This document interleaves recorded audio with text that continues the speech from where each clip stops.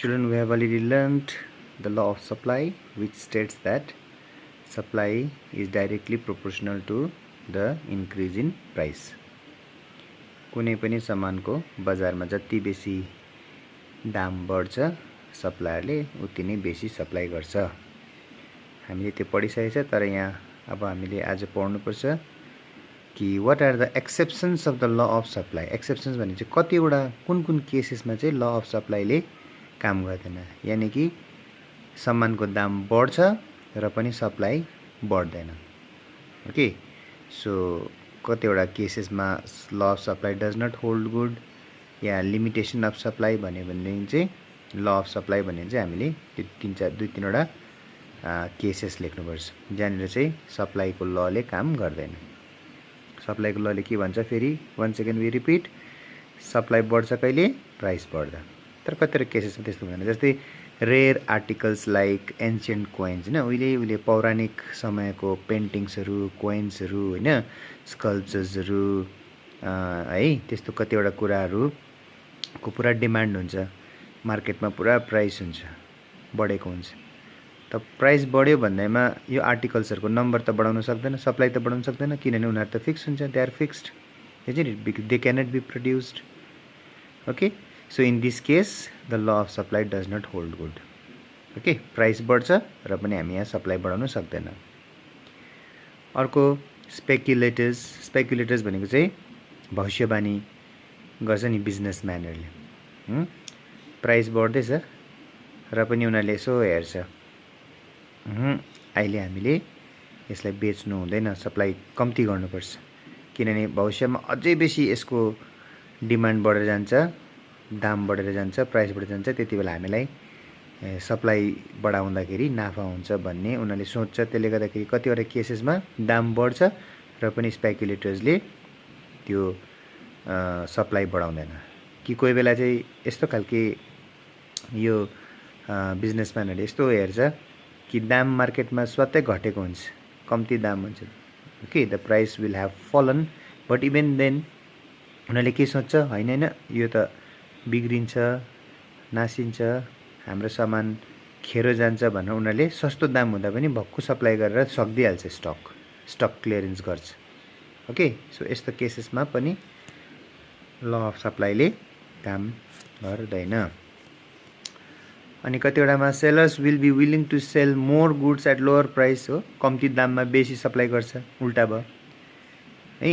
कस्तो केसेसमा, in case of perishable items. अब जुन कुरो बिग्रेर जान्छ, जस्तै फ्रुट दोकानमा सपोज प्राइस घट्यो अरे, घट्यो भने पनि उसले आफ्नो भएको स्टक त उसले सप्लाई गर्छ, उसले सेल गरिदिन्छ, किनभने गरेन भने त it will Paris, it will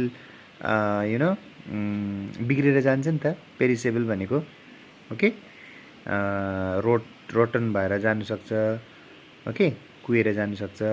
so त्यस्तो आइटम्सहरू बेकरी आइटम भयो, ओके खानेकुरोको आइटमहरू जुन चाहिँ कुहिएर जान्छ नि, प्राइस कम्ती छ भने पनि सप्लाई बेसी गर्छ।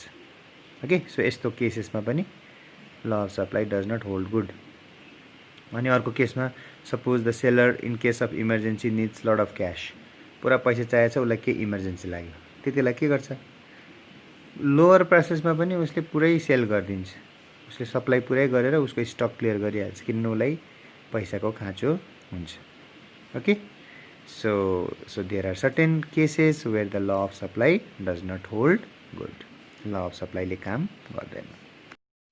The next question is what is a supply schedule. अब सप्लाई स्केड्युल भनेको के हो? ओके, ये the possible quantities at different prices are represented in a chart. Okay, graph बनाएर, ओके यति सामान चाहिँ यति प्राइसमा बेच्यो, सो एउटा एक्सेसमा what we will place is the quantity of commodity and in another axis we will place the price of the commodity. So कति प्राइसमा कति क्वान्टिटी सामान बेच्यो, त्यो दुईटालाई हामीले रेकर्ड गरेर एउटा ग्राफ बनायो, चार्ट बनायो भने, ओके त्यस्तो खालके चार्टलाई that is what is called supply schedule. Okay, it is called a supply schedule, and there are two type of supply schedule: individual supply schedule, okay, where the quantity will be supplied by only one individual, okay एकजना इन्डिभिजुअलले मात्रै supply गरेको quantity र प्राइसलाई लिएर हामीले graph बनायो, chart बनायो भने त्यसलाई इन्डिभिजुअल सप्लाई स्केड्युल भन्छ। And if we consider the quantity of commodity supplied by many traders and price, okay, थुप्रै ट्रेडर्सहरूले सप्लाई गरेको क्वान्टिटी र प्राइसलाई लिएर हामीले चार्ट बनायो या ग्राफ बनायो भने that is what is called market schedule. Okay, so यो दुईटाको डायग्रामसँगै refer your textbook, there you will find it better. Okay, so the next question is what is a supply curve? Okay, यसको बारेमा हामीले धेरै study गर्नुपर्छ मुनि। Supply curve भनेको के हो? Okay, curve you know, graph you have seen in class 9 10 मा हामीले ग्राफ गरेको छ, ओजाइभ ग्राफहरू गरेको छ। क्लास 9 मा हामीले we have done simultaneous linear इक्वेसनको ग्राफ, यस्तै खालको ग्राफ बनाएको। Okay, but in the X axis if we place the quantity supplied and in the y axis if we place the price tag. Okay, कति दाममा कति सप्लाई गर्यो, कति दाममा कति सप्लाई गर्यो, यसलाई रेकर्ड गरेर चाहिँ हामीले एउटा ग्राफ बनायो भने एउटा ग्राफ बनिन्छ। Okay, that graph is what is called the supply curve. So the definition is a supply curve is a curve obtained by plotting quantity supplied, okay, quantity supplied to respective prices.